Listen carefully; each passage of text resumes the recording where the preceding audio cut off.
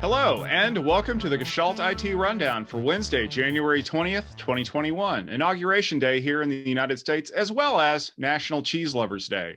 My name is Tom Hollingsworth, and I am your Gouda host for this episode, and joining me, as always, is the real talent around here, Mr. Stephen Foskett. Stephen, welcome to the show. It's great to be here, and I'd just like to remind everyone listening that cheese, it's what for dinner? Well, it might be what's for dinner later on today, but right now for lunch, we've got some of the greatest news stories that we were able to assemble over the last week. We're going to jump in with some of the lighter touch news stories. You know, this is maybe something that popped up on our radar, but we're trying to figure out how much discussion we need to go into with it. Starting off with some news from Hitachi Vantara. They look like they're going to be jumping into the deep end of the Kubernetes pool with a new offering. They're going to call it HKS, Hitachi Kubernetes Service. It's built to help simplify multi-cloud Kubernetes and provide extra functionalities, because one of the things that Hitachi Vantara is really good at is storage. HKS is going to offer a container storage interface to help provide persistent storage for Kubernetes, which is kind of a little bit of a misnomer when you think about it, because why are you providing persistent storage to a container? But I think Stephen has some thoughts and suggestions on that. Stephen, is this a big move for Hitachi Vantara jumping into the container market, or is this more kind of a tag-along offering, hoping to keep some of their customers from running away to things like AWS or Google? I think it's a sign of what's going on in the industry right now, Tom. Frankly, I saw this coverage and just scrolled right on by, because I was like, yeah, okay, whatever. But, thinking about it, to their credit, Hitachi Vantara is a company that does a lot of business with a lot of big companies. And frankly, a lot of those big companies are starting to look at Kubernetes. A lot of those companies would benefit from having a integrated Kubernetes service from a trusted partner like Hitachi Vantara. I don't think there's really a lot technically to talk about here. This is basically what you've got from Dell or HPE or Pure Storage or NetApp. But, the fact that, another company is here with this product, sure. It reminds me of the early 90s. Remember when every company came out with an SUV and then everybody had an SUV, and it's like, oh, okay, well, that's great. Now everybody's got an SUV. If you need an SUV, Hitachi's got you covered now. Exactly. So, Tom, turning the page from that story, let's turn the page on Flash too. January 12th. Flash is dead. The much maligned plugin is gone, disabled, deactivated, but it seems that one company didn't get the memo. Extreme Networks was forced to inform their users that their Wing Manager platform wasn't ready to run without Flash just yet, and that they would need to change the date on their computers in order to manage their networks. That's because 1/12/2021 was the date that triggered an automatic death notice to pop up from Adobe. Extreme is rushing to get out a patch to clients to enable Wing Manager to run without Flash. Tom, what's the deal? What's going on here? How can somebody have not gotten the memo that Flash is gone? Well, I don't know, because this feels like a Monty Python sketch, because Flash has been mostly dead for the last several years. Remember, we got the big warning that we're not going to use it anymore. Then none of the browsers supported it anymore. Then we got the notification late last year that, hey, we're really going to kill it off. And I'll say this, props to Adobe for not just killing it, but burying it with garlic and a stake through its heart and salting the earth so that it could never rise again with this very clever death notice. Basically, if you try to launch anything that requires Flash today, anytime after 1/12/2021, you get a pop-up in the client that basically says, I'm sorry, Flash is dead, do something else. I do, however, question the fact that essentially the notification just checks the current date on your system and pulls the pop-up. So if you set your date to 1/11/2021, you don't see it anymore. So, okay, creativity, yes.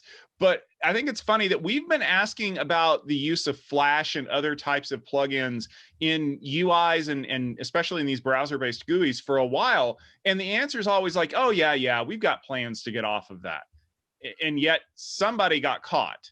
And to me, the somebody that got caught was Extreme Networks this time. And granted, the Wing Manager is kind of it's carryover from the days of the Motorola stuff and things like that. So there's no telling if their current solutions don't use Flash. I know that the stuff that they acquired from Aerohive, which I believe is their Network IQ Manager, it has no native Flash capabilities. The problem is right now they're in the middle of that integration. So none of these systems can talk to each other.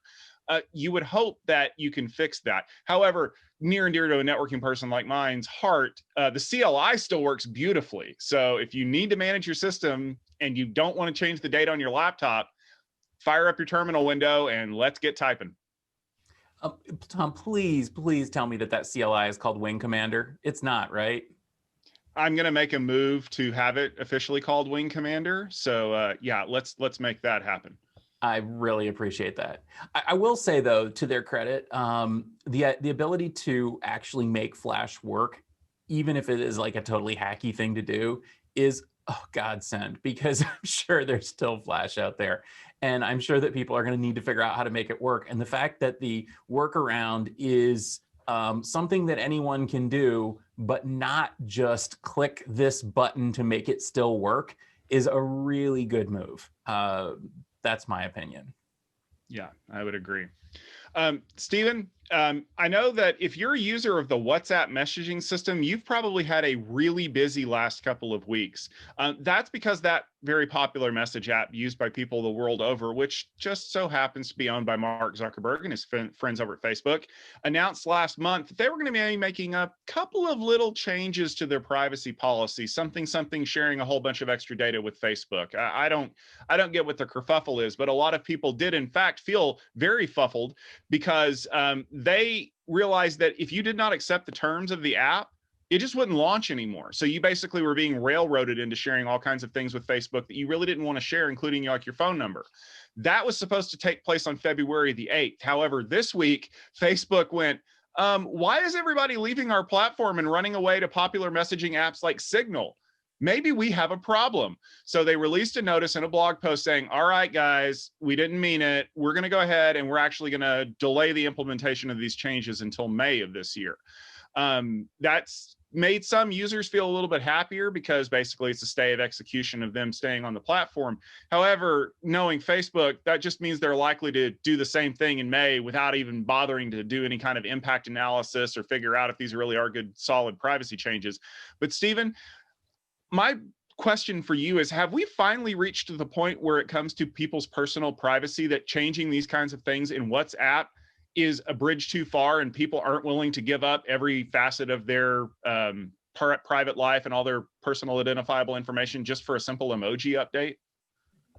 Man, I think that the real lesson of this story is just how gullible people are, in that they will literally switch to a different app just because Elon Musk told them to. He tweeted, use Signal, and WhatsApp's installs went up like 600% or something. Now, honestly, I don't think people understand or care about privacy, certainly not as much as they ought to.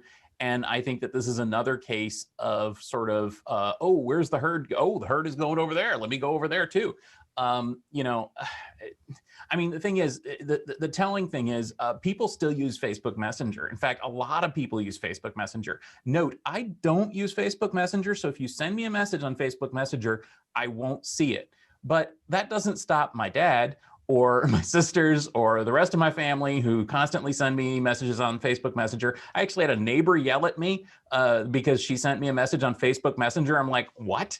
But I mean, the point is, people use these things. They use the worst possible systems all the time. I don't think we can read anything into this except that this time people got all up in arms about it. And the fact that they've just delayed it, I think really seals that deal. Basically, Facebook's hoping you'll forget. Maybe they're hoping that something horrible will happen in the world, because everything's been going so fine right now that I think everybody, you know, just jumped on this because it was a news story and it was just a slow news day. I mean, honestly, what's going on in the world? Anyway, so I really think that there's just no story here at all. They're still going to get their way. They're still going to share their data. And if you want to laugh, look at the kind of data that Facebook Messenger shares compared to the kind of data that WhatsApp, even under Facebook, shares. Also, as a wise man said, use Signal. Yes, as a Signal user, I would highly encourage you to investigate the platform that you want to be on to make sure that it's free of the kinds of people you don't want to be talking with. But also, I'm probably going to get a pop up that you've joined Signal, like I have over the last week. But don't listen to the tech giants. Listen to your friends and neighbors who yell at you over Facebook Messenger. So, Tom, last week we had some fun on the rundown talking about the proposed merger between Acacia and Cisco, and that it was in danger of a massive legal battle. As we suggested, the real culprit here is spelled Money. Cisco agreed to sweeten the offer to Acacia by an extra $1.9 billion to bring the total to $4.5 billion. And the deal still needs to be approved by the Acacia shareholders, but an extra $2 billion goes a long way. Tom, is this going to be a problem moving forward, or has money once again greased the wheels? I don't think it's going to be a problem for this merger. I think it's going to be a problem for everybody else that Cisco tries to buy down the line.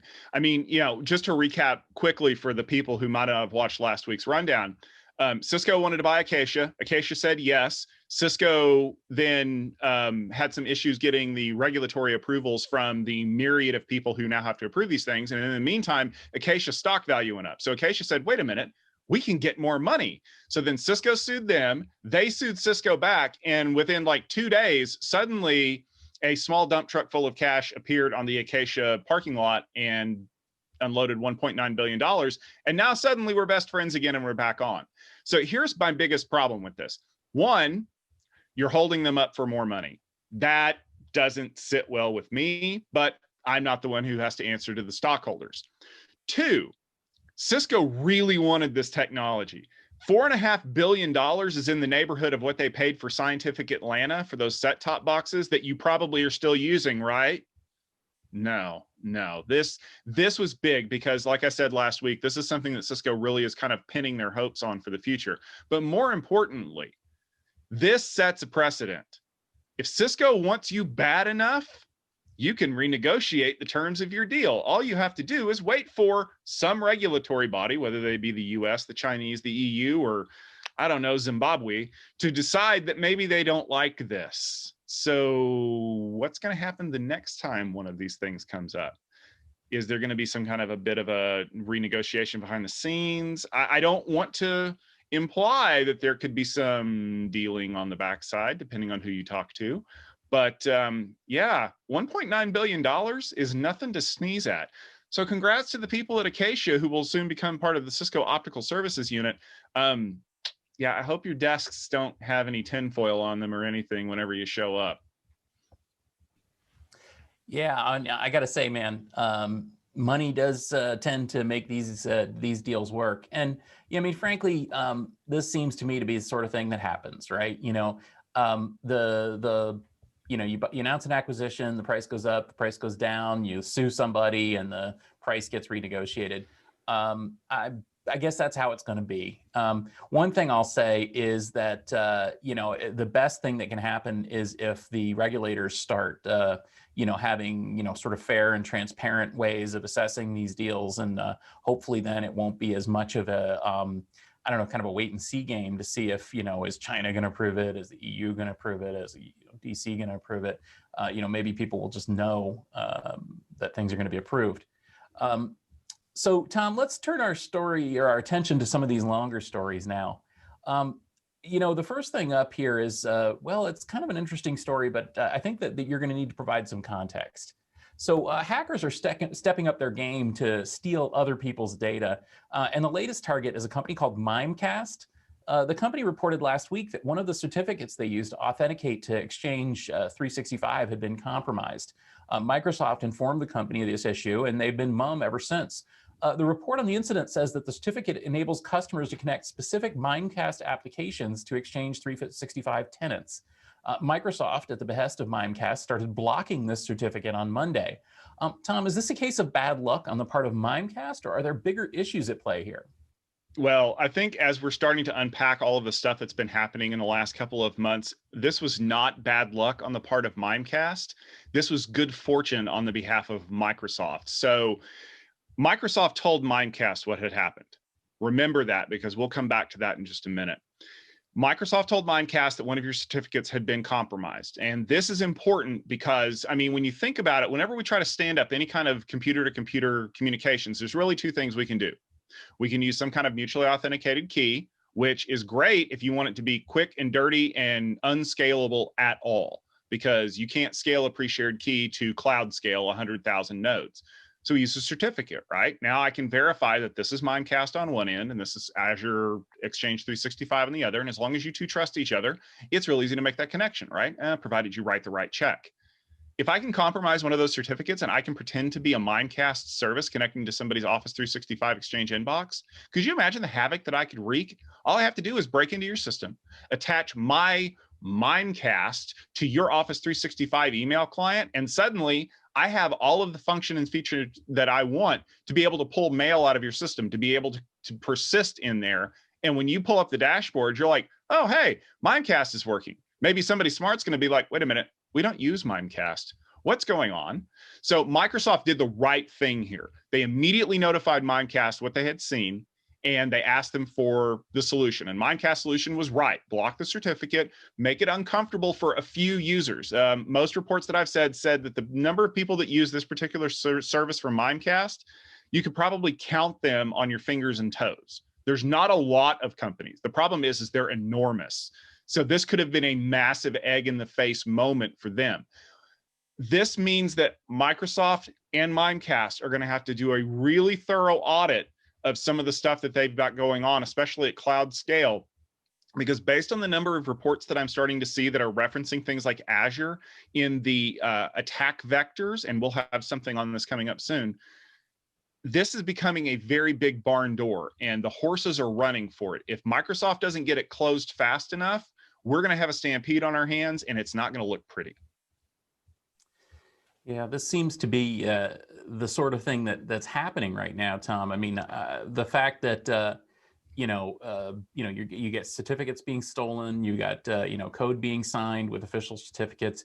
I mean, there was a time when I think a lot of people in the industry thought that basically certificates and certificate authorities and everything would be able to stop this stuff permanently without without proper signed code. The system wouldn't run it, and the system wouldn't integrate it, and that would be that. But certainly that doesn't seem to be the case, because essentially the hackers are just going after the key generator now instead of going after the lock. And it's funny. This is a real world situation as well. I mean, if you look at some of the most secure systems, physical devices in the world, the hacks tend to be inside jobs or somebody copying a key or something like that. I mean, it kind of goes back to you're in my favorite movie of all time, Tom, the Christmas movie known as Die Hard, where they have to shut down the power in order to open the vault. I mean, they're going to go after the keys one way or another. Yeah, and that's the biggest problem, though, is that we've spent so much time focused on the other problems that we've let these things kind of, I don't know, bubble under the surface until they're a big enough target that they're worth hacking. When two-factor authentication first came out, why would it be a big deal for me to steal somebody's user token to be able to get in? Well, then somebody stole the seed value for all RSA tokens, and now we've got a huge problem. That's the kind of state that we're dealing with. And I say state on purpose, because the people who are going after these things are sponsored by the kinds of states that would really like to get in and persist in places for a while. All right, Stephen, chips are a huge thing that we like to talk about here. And I'm not just talking about tortilla or Ruffles. I'm talking about computer chips. And we've got some chip news, but surprise, it's not about Intel for once. The subject is Qualcomm. Now, they're a fan of ours on the show. We've talked about them quite a bit in the past. They are picking up Nuvia. It's a $1.4 billion acquisition that's going to augment their mobile, laptop, and automotive chip manufacturing. And if you didn't know that automotive chips were a big deal, now you do. The move is seen as a way for Qualcomm to kind of jump back into the game. I don't know if you know this or not, Stephen, but Qualcomm's been kind of mired in some patent litigation for the last couple of years with this fruit company out in Cupertino, California. They've been arguing about some patent royalties. The problem, though, is that the company that they're picking up, Nuvia, is no stranger to the same sad patent litigation problems, because it turns out that the founders of Nuvia came from Apple, and there's been a little back and forth about what they knew and what they didn't. And sometimes these things take a while to get settled out in the courts. Now, the other thing that I've heard, and this is where we kind of tie in with some of your expertise, Stephen, is that this is a way for Qualcomm to kind of start moving away from the ARM architecture that they've really heavily been leveraging. Why would that be? Well, it turns out that the company that is potentially going to acquire ARM, Nvidia, is a huge Qualcomm competitor. So now you're putting all of your eggs into the basket of a person who is going to take them from you as soon as possible. Stephen, is Qualcomm ready to make these big moves because they really need to stay on top of the mobile market, with Apple doing a lot more development and Nvidia looking to snap up ARM? Or is this kind of Qualcomm saying we've got to get out from underneath ARM and start developing our own types of solutions, because if we don't, we're going to get beaten really badly? Yeah, I think it's the former, honestly. I think that Qualcomm looked around for a chip design group that could help them to kind of strike back against Apple. I think this is all about the fact that Apple has been just eating everyone else's lunch in terms of chip design. Many of these companies are basically just using ARM designs and manufacturing them, integrating and manufacturing them. Nuvia is not like that. Neither was Apple. Essentially, Apple licensed the underlying instruction set and is building their own, entirely their own CPU designs. Because of that, Apple was not only able to produce chips that are literally 2 or 3 generations ahead of every other company, literally twice as fast as competing mobile processors. They were able to shake off Intel and build a potentially high value competitor to x86. If I'm Qualcomm, I'm looking at that and I'm thinking, we got to do something about this. I mean, the latest, Qualcomm CPUs are, they're good, they're, advances, but they're really, really, really not keeping up with Apple. And so this is Qualcomm trying to figure out how to keep up with Apple. I think they looked at it and said, here's a company that's got a lot of chip design technology, chip design expertise. A bunch of people from Apple and from Google, I should point out, are over there. And this is a way that we can kind of beef up our chip design cred. The challenge, though, is that Nuvia was not really designing mobile chips. By all accounts, now this is not a company that we know a ton about, but by all accounts, they were developing server chips and AI processors and things like that. They were also developing their own CPU microarchitecture. This is awesome, but how does that, I don't know if that's going to translate instantly into Qualcomm. I think that this is a big, big question mark. At the very least, it's a yellow flag of warning saying, wait a second. This is not a situation where Qualcomm's going to get this magical team in there and then suddenly they're going to catch up with Apple. On the contrary, this is a case where they're going to end up, bringing in a team that is probably very, very good, but that needs a lot of, kind of work to get back up and running in the mobile space. I haven't heard anybody suggest that Qualcomm is interested in the markets that Nuvia was interested in, which would be the data center market and so on. I think that this really is kind of a puzzling acquisition. It's good money. It's not massive money. Qualcomm has the cash. They need the skills. They got the skills. But is 1 point whatever billion a good acqui-hire if they don't come in with a chip that you can start producing next year or even 2 years from now? I don't know. I don't think so. And frankly, I don't like this deal. So anyway, I'm not super excited about the results of this. I have a feeling that this is going to go down as one, end of the year, end of next year, we're going to be like, hey, remember that Nuvia company that Qualcomm bought? Yeah, that didn't help them, did they? So that's my feeling. Yeah, I would tend to concur with you, Stephen. And the one thing I don't think you touched on that would worry me is that Qualcomm, one of Qualcomm's largest customers right now is still Apple. And we know that Apple bought the Intel mobile modem business from Intel. Yes, they bought the mobile modem business from Intel, and they're working on developing their own chips, mostly because of Qualcomm's patent litigation thing. But they're still not ready to come out from underneath that just yet. Do you think Apple, who's already had their tussles with Qualcomm and with Nuvia, is going to sit idly by while Nuvia develops chipsets based on things they might have taken from Apple and then tries to sell it back to Apple at a premium? That doesn't sound like something that the people at Apple are going to put up with. No, and on that point, let me just say too, I'll just go, I'll bet you, I'll bet you a beer that Apple switches to homegrown LTE and 5G chips before Qualcomm sees any fruit from the Nuvia acquisition. Well, that's a bet. So, all right. Well, let's turn back to security once again, Tom. We get another brewing story here. So y'all remember something about SolarWinds and a Russian incursion and all that kind of stuff? Well, cybersecurity company MalwareBytes just announced on Tuesday that they found traces of this same hacking group in their systems as well. The group is called Dark Halo instead of the more catchy name UN2452, which sounds like an alien critter from Star Trek. They used Azure AD and Office 365 applications as a vector to jump into their systems.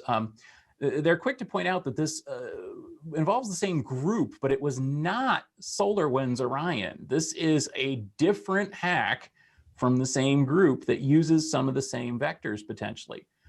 The breach was uncovered when Microsoft notified MalwareBytes on December 15th, just like the SolarWinds breach was uncovered. What does this mean, Tom, going forward for companies trying to figure out how vulnerable they might be?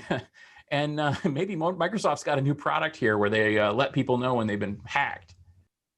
Yeah, so remember that pin I told you to stick up there with cloud hacking and Microsoft and all that? Let's go back to that pin and pull it back down.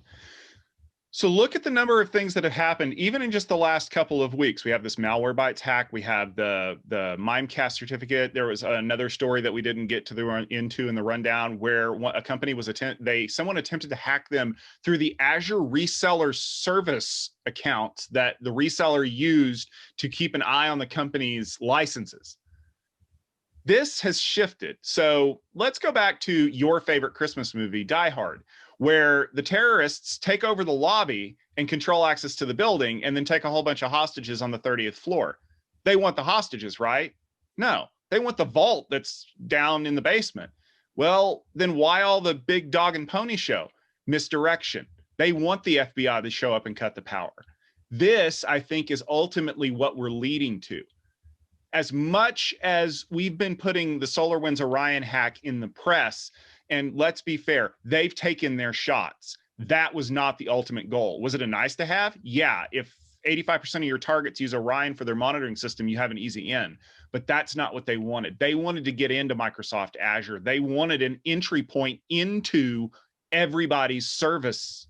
Because you think 85% of these people are using Azure, I guarantee you just as many, if not more of them, or even richer targets are using the cloud. Now, here's what we're not talking about.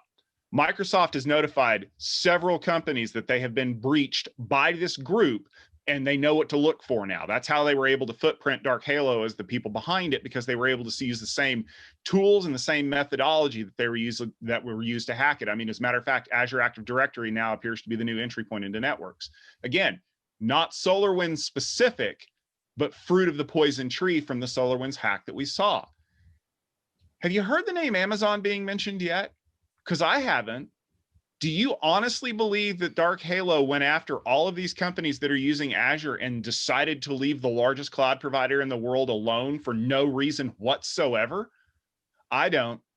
I'm going to go out on a limb here and say, bravo to Satya Nadella's Microsoft, who cleaned house and in 2 weeks has figured out how to footprint the people that are being compromised through Azure's systems management, whatever is going on. If you work for AWS, you need to get into your systems right now and make sure the same stuff isn't happening, because I promise you, you are a much richer target than they are. And if this comes out in the wash 3 or 4 months from now that you have been actively being leveraged as a platform, you think the SolarWinds stuff was bad? Bezos is going to be spending billions on good PR to make this, to shine up this, well, thing, because it's going to be ugly. So, MalwareBytes getting hacked, I don't think is the bigger part of the story. The bigger story is Microsoft is actively seeing their platforms being leveraged as a vector for attacking, and it's only going to get worse from here. I do wonder if there might honestly be some technical differences, though, between the AWS and Azure approaches to these things. I'm kind of conflicted personally here, because on the one hand, I'm thinking the same thing as you, which is, oh boy, we haven't even heard about this yet. I'm sure that there's a ton of hacks, all this kind of stuff. And on that hand, too, I'm kind of thinking, I wonder if Amazon's response will be something along the lines of, this is not our problem because, we're a service provider. We don't monitor this stuff. That's not, how we work. I think that that's, sort of been the approach. I don't want to say that that's been Amazon's approach, but I think people have generally said, kind of, you broke it, you bought it, when it comes to a lot of cloud services. And if you used it incorrectly, or if you left it open, or, you didn't secure it, whatever, then that's not the provider's fault, that's your fault. And maybe that's the approach that Amazon might take if that's the case. On the other hand, you can look at it and you can think, well, Azure is a much more of an operating system level, cloud. It's not really the same kind of thing as the high level platforms. It's more of a, software as a service, versus, platform as a service. There could be a technical reason, I suppose, that the hackers are going after Azure, in that it allows them to do privilege escalation more in Windows or something, but I'm just not sure. I think a much more likely case is that we just haven't heard of all the other things that are happening, that Microsoft is essentially discovering this stuff. That being said, I envision that an AWS-based attack, or let's talk about it, like a Red Hat or Ubuntu-based attack on cloud services, I think it would have a very different vector. It would be very difficult or different to discover. So maybe Azure is better. Maybe it's better to have a system that they can uncover these things, instead of a system that's kind of wide open, like a lot of the open source cloud software is. So anyway, I don't know. I just am not sure. And it is surprising, just like you, it's surprising to me that we haven't yet heard of that happening. Will it happen? I don't know. Probably. When and to what extent, and who's going to discover it, and how's this going to work? I just don't know. Yeah, I have a feeling this story is going to dominate a lot of the rundown news cycles over the next few months. And like you, I kind of hope that maybe there was some kind of serendipitous technical limitation that doesn't allow them to leverage AWS or GCP or Oracle Cloud as a platform for these vectors. But if that's the case, then you count your lucky stars and you make sure that this can't ever happen, because if it can, you've just opened yourself up to a world of hurt. All right, well, that will just about do it for this episode of the Gestalt IT Rundown. We want to thank you all for tuning in. We hope you enjoyed the great content. Stephen, you've got a busy week this week. What have you got going on?